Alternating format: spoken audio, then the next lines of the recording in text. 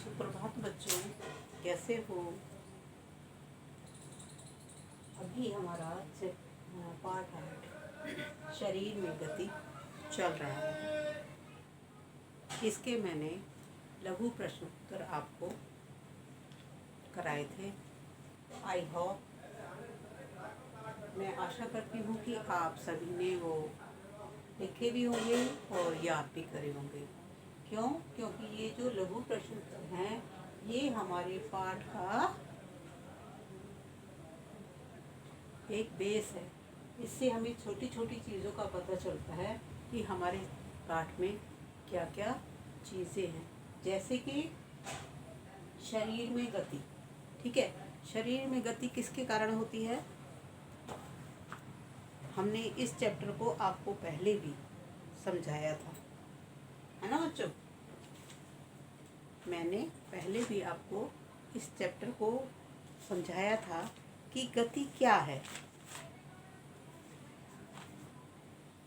शरीर में शरीर के अंगों के द्वारा की गई गति को, जैसे मनुष्य किसके द्वारा गति करता है? पैरों के द्वारा। पक्षी किसके द्वारा करते हैं? पंखों के द्वारा। और मछली किसके द्वारा करती है? शरीर के द्वारा। मेरे कहने का मतलब ये है कि जब हम एक स्थान से दूसरे स्थान पर जाते हैं तो वो ही गति करना होता है। ये हमारा बाह्य रूप पर है, ठीक है। इसके अलावा हम पहले ही आप ये रीड कर चुके हैं कि हमारे पैर किस तरीके से गति करते हैं, आँखें, हम बात करते हैं, हमारी पलकें झपकती हैं, तो ये भी एक गति है। ये हमारे अंगों की गति है ना। और या हम लोग देखो, हाथ से मैं बार बार हाथ को मूव कर रही हूँ, हिला रही हूँ, हाथ से एक्शन कर रही हूँ, तो ये भी क्या है? ये है हाथों की गति, है ना बच्चों। इसी तरीके से जब हम सांस लेते हैं तो हमारी सांसें कहाँ से चलती हैं? वो अंदर से चलती हैं। और हमारा क्या गति करता है? शरीर का कौन सा भाग गति करता है? हृदय, है ना। हमारा हृदय गति करता है, तब हम सांस नाक के द्वारा ले पाते हैं, तो ये भी एक गति कहलाता है। लेकिन मैंने कल भी बताया था, आज फिर दोबारा से बता रही हूँ, कुछ चीज़ और लघु प्रश्न में भी पूछा था मैंने कि कौन सा ऐसा सजीव है जो गति, मतलब एक स्थान से दूसरे स्थान पर ना जाकर भी गति करता है। क्या था वो? पौधे, पेड़ पौधे, है ना। तो अब हम पहले ही पेज नंबर 66 और 67 पढ़ चुके हैं और आज हम शुरू करेंगे पेज नंबर 68। ठीक है बच्चों, क्या आपने ध्यान दिया है कि हमारे शरीर के विभिन्न भागों को उसी स्थान से मोड़ अथवा घुमा पाते हैं जहाँ पर दो हिस्से एक दूसरे से जुड़े हों? कैसे बताओ? आप अपना ध्यान कहाँ देना चाहेंगे? सबसे पहले मुझे देखो, हम सबसे पहले गर्दन पर ही दे देते हैं। हमारा फेस, हमारा सिर और गर्दन के बीच में ये देखो, ये जॉइंट है। और इससे क्या होता है कि हम इधर भी देख सकते हैं, इधर भी देख सकते हैं, पूरी गर्दन को भी ऐसे घुमा सकते हैं। ये देखिए, है ना। तो ये क्या है? और इसके अलावा कोहनी देखिए आप, कोहनी में जॉइंट है। हमारा हाथ आगे से, आगे वाला हाथ और पीछे वाला हाथ एक जगह जुड़ा हुआ है, और ये कहाँ पर जुड़ा हुआ है? कोहनी पर। तो हम यहाँ से कोहनी से अपना मूवमेंट, अपने हाथ को आराम से कर सकते हैं। और इस जोड़ को हम क्या कहते हैं? संधि। क्या कहते हैं?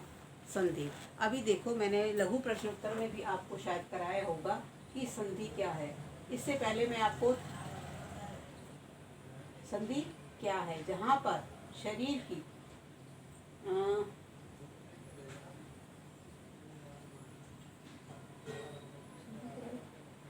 संधि क्या है? शरीर के जो भाग गति करते हैं, शरीर के जो भाग गति करते हैं, उनकी अस्थियां विशेष प्रकार से जुड़ी होती हैं, और इसको हम क्या कहते हैं? संधि। यदि हमारे शरीर में कोई संधि नहीं होती तो आपके विचार में क्या हमारे लिए किसी प्रकार की गति करना संभव था? जी नहीं। अगर जॉइंट ही नहीं होते तो हम मूवमेंट नहीं कर पाते। अब हम चलते हैं तो हमारे पैर की और घुटने ऊपर कूल्हे के से लेकर नीचे वाला जो पैर है हमारा, वो उसकी हड्डी जॉइंट होती है कहाँ पर? घुटने पर, जिससे हम अपने पैरों से चल सकते हैं, पैरों को मोड़ सकते हैं, पैरों को ओके। वास्तव में इन संधियों को कौन सी वस्तु परस्पर बांधती है? अपनी उंगली द्वारा अपने सिर, चेहरे, गर्दन, नाक, कान, कंधे के पीछे हाथ, पैर, उंगली एवं पदा उंगलियों को दबाइए। क्या आपको ऐसा अनुभव हुआ कि आपकी उंगली किसी कठोर वस्तु को दबा रही है? ये कठोर संरचनाएं अस्थियां हैं। अस्थियां मीन्स हड्डियां। हमारे शरीर में देखना कहीं सॉफ्ट है और कहीं एकदम हार्ड चीज़ है, और जो सॉफ्ट है वो मसल्स या मांस है, और जो हार्ड है, जो सख्त है एरिया है, वो क्या है? जो सख्त, जब हम दबाते हैं अपनी बॉडी को तो कुछ हार्ड सा दिखाई दे, कठोर हमारे को लगता है कि हमारे शरीर में कुछ कठोर चीज़ है, तो वो क्या है? अस्थियां मीन्स हड्डियां। अपने शरीर के अन्य भागों में इस प्रक्रिया को दोहराइए। इतनी सारी अस्थियां, जब अस्थियों को नहीं मोड़ा जा सकता तब हम अपनी कोहनी को कैसे मोड़ लेते? देखो बेटा, अगर आपने देखा होगा कि जब कभी चोट लग जाती है या फ्रैक्चर हो जाता है तो डॉक्टर प्लास्टर करते समय नीचे एक फट्टा रूप में, लकड़ी के फट्टे रूप में लगाता है, जिससे कि वो पैर या हाथ एकदम स्ट्रेट रहे, मुड़े नहीं, है ना। तो इसी तरीके से यदि जॉइंट नहीं होता, यदि संधि नहीं होती तो हमारे मूवमेंट नहीं हो पाता, हमारे गति नहीं कर पाता।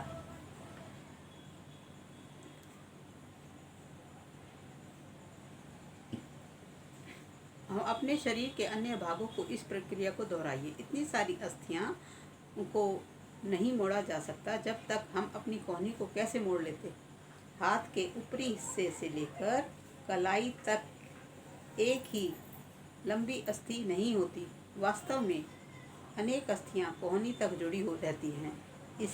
इसी प्रकार शरीर के प्रत्येक हिस्से में अनेक अस्थियां हैं। हम अपने शरीर को उसी स्थान पर हिला जुला सकते हैं जहाँ ये अस्थियाँ एक दूसरे से मिलती हैं। जहाँ पर संधि होती है वहीं से हम अपने हाथ को, पैर को, गर्दन को हिला सकते हैं, मोड़ तोड़ सकते हैं, है ना। तो और इसमें देखो एक एग्जाम्पल दिया है आपको छोटा सा। कागज की एक पट्टी को एक बेलनाकार रूप में मोड़िए। किससे? कोई एक गत्ता लीजिए और उसको बेलन के रूप में थोड़ा सा उसका स्टिक सा डंडा सा बना लीजिए। रबड़ अथवा प्लास्टिक की एक पुरानी गेंद में एक छेद करके उसमें मोड़े हुए कागज को, बेलन को डालिए। ये देखिए क्या है कि एक हमने गत्ते का एक डंडा सा बनाया और एक गेंद ली और गेंद में हमने उसको डाल दिया। चित्र 8.2 में दर्शाया गया है कि आप कागज के बेलन को गेंद पर चिपका सकते हैं और गेंद को एक छोटी कटोरी में रखकर चारों तरफ घुमाने का प्रयास कीजिए। क्या गेंद कटोरी में स्वतंत्र रूप से घूमती है? क्या कागज का बेलन भी घूमता है? आप कल्पना कीजिए, कागज का बेलन आपका हाथ है और गेंद इसका एक सिरा। कटोरी कंधे के उस भाग के समान है। देखिए बेटा, ये जो हमारा हाथ है, आप देखो, ये तो थोड़ा सा प्रयोग करके बताया गया है। ये जो हाथ है इसको बेलन का रूप धारण दिया गया है, और ये जो कंधा है ये हमारा गोल मतलब गेंद का रूप धारण है, इस गेंद के समान है। ये हमारा हाथ इसमें अटैच किया गया है, और जिसके कारण हम अपने हाथ को किसी भी दिशा में घुमाने में समर्थ होते हैं। ठीक है बच्चों, आगे चलें। और इस संधि को हम क्या कहेंगे?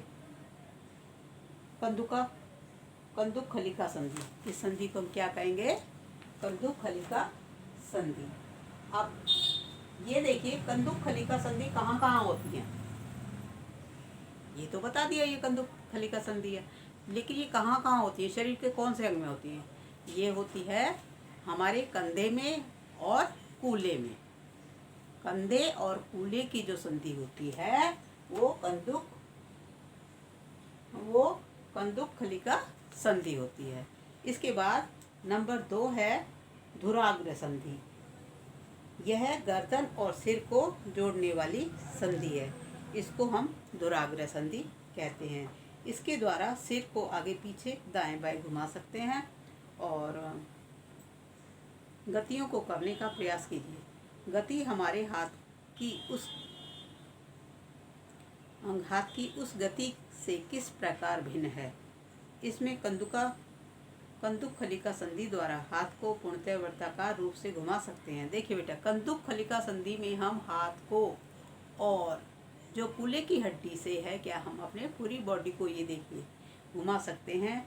और लेकिन धुराग्र संधि में केवल हम अपना गर्दन और सिर से अटैच होती है ना, ये क्या है, धुराग्र संधि। धुराग्र संधि क्या होती है, ये गर्दन और सिर के मध्य, ये गर्दन और सिर के मध्य ये जो होती है, इससे क्या होता है कि हम अपने सिर को चारों तरफ घुमा सकते हैं। ये देखिए घुमा रहे ना, अब इधर से देखिए, ये देखिए, तो धुराग्र संधि के द्वारा हम अपने सिर को, गर्दन को चारों तरफ घुमा सकते हैं। इसके बाद संधि नंबर 3 हिज संधि। हिज संधि क्या है, यह एक दरवाजे में जैसे कब्जे लगे होते हैं ना, इस तरीके से होती है।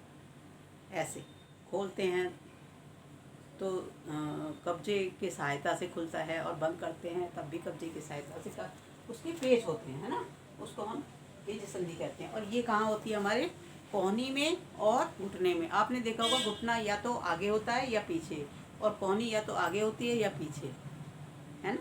इसको यूं नहीं कर सकते, ये तो बाजू यहाँ से होती है कंधे से इधर उधर, तो लेकिन ये एक दरवाजे के कब्जे की तरह खोलना बंद करना इस तरीके से होती है, ठीक है। और अब हम आगे चलें। इसके बाद है अचल संधि। अचल संधि क्या है, अचल संधि वो संधि होती है जो हमारे सिर की अस्थियों के बीच की कुछ संधियां उन संधियों से भिन्न हैं जिनकी चर्चा अब तक की है। अभी तक हमने जितनी भी संधियां देखी हैं, ये सब जो अचल संधि है ये इन सब से भिन्न है। ये अस्थियां उन संधियों पर हिल नहीं सकती, ऐसी संधियों को अचल संधि कहते हैं। ये तो मूवमेंट कराती हैं, ठीक है, लेकिन ये जब संधियां चलती है तो ये क्या है, अस्थियां इसमें नहीं हिलती हैं। जैसे जब हम अपना मुंह खोलते हैं, आप ये देखिए, जब मुंह का जबड़ा हम खोलते हैं तो क्या करते हैं, नीचे वाला जबड़ा जो सिर से नीचे जाता है, दूर जाता है, दिख रहा है, और ऊपर वाला जबड़ा ऊपर की साइड सिर की तरफ जाता है। तो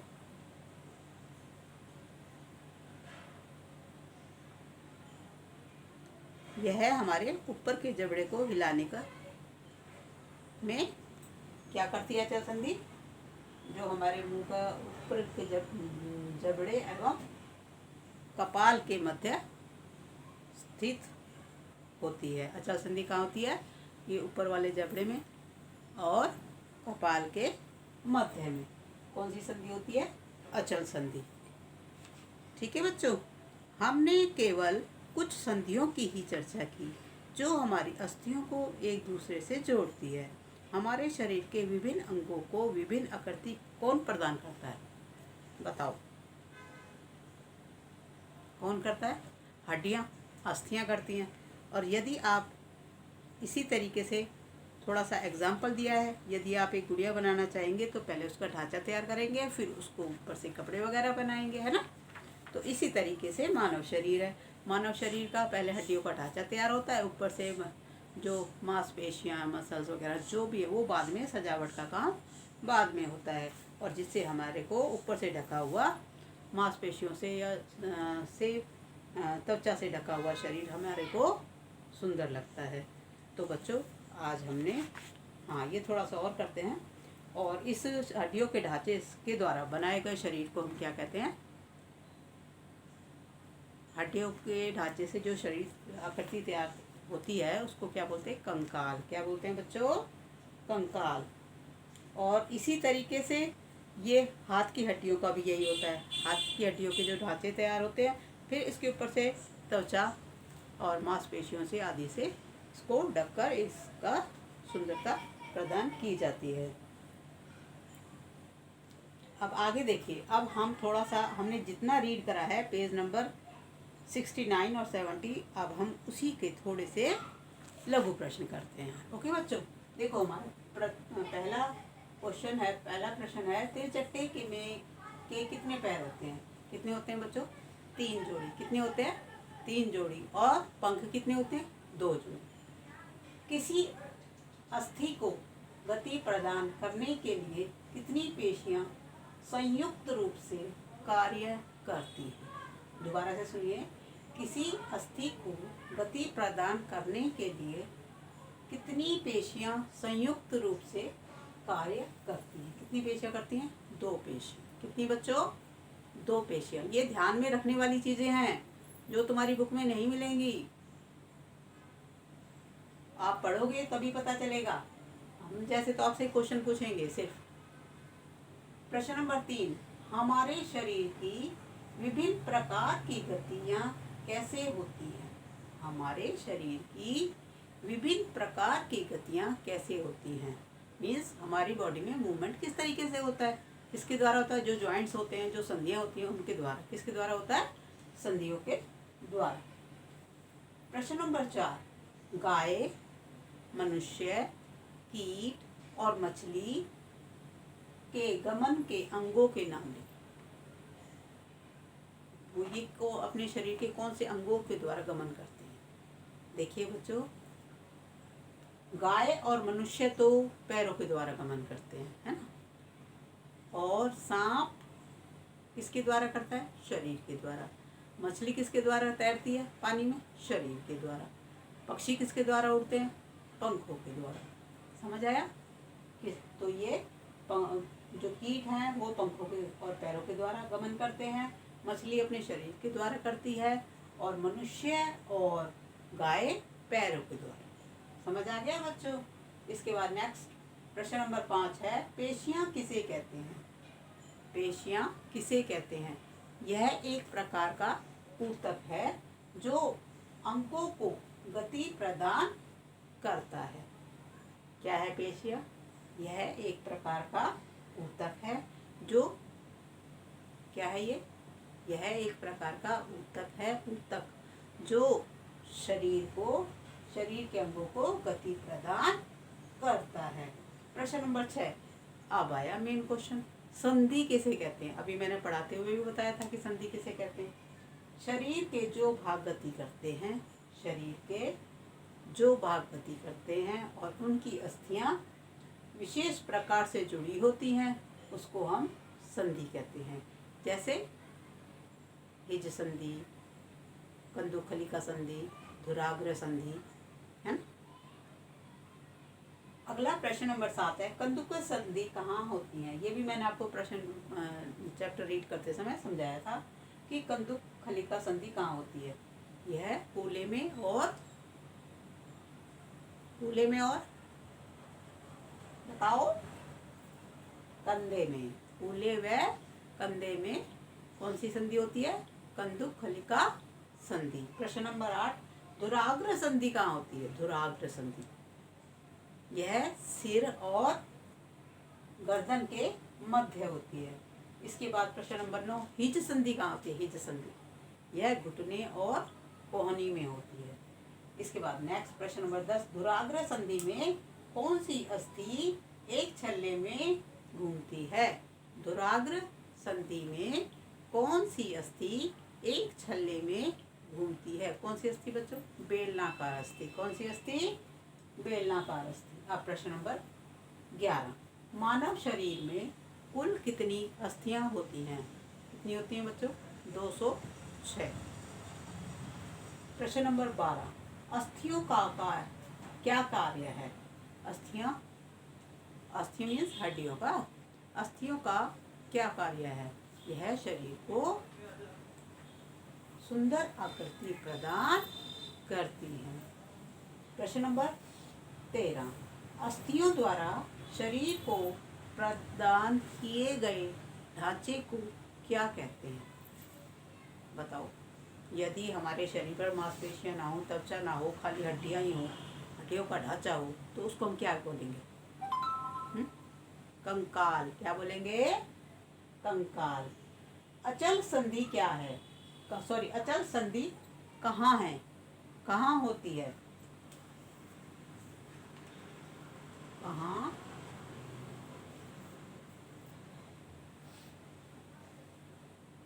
होती है?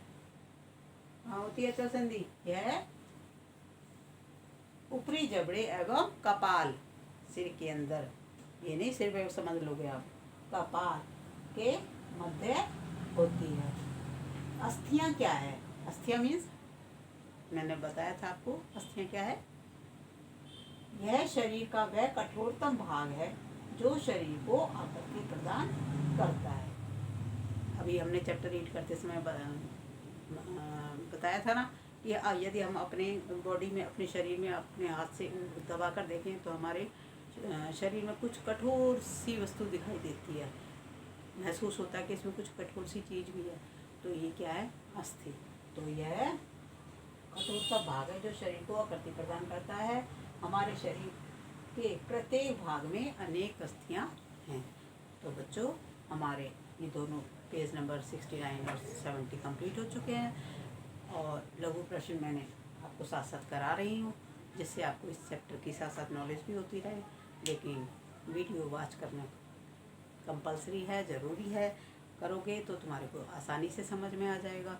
अदरवाइज़ खाली चैप्टर पढ़ोगे तो तुम्हें शॉर्ट क्वेश्चन आंसर बनाने भी नहीं आएंगे और पता भी नहीं चलेगा कि ये क्या है। ओके, तो बच्चों, बुक के साथ साथ वीडियो भी बात ज़रूर करें। ओके, धन्यवाद।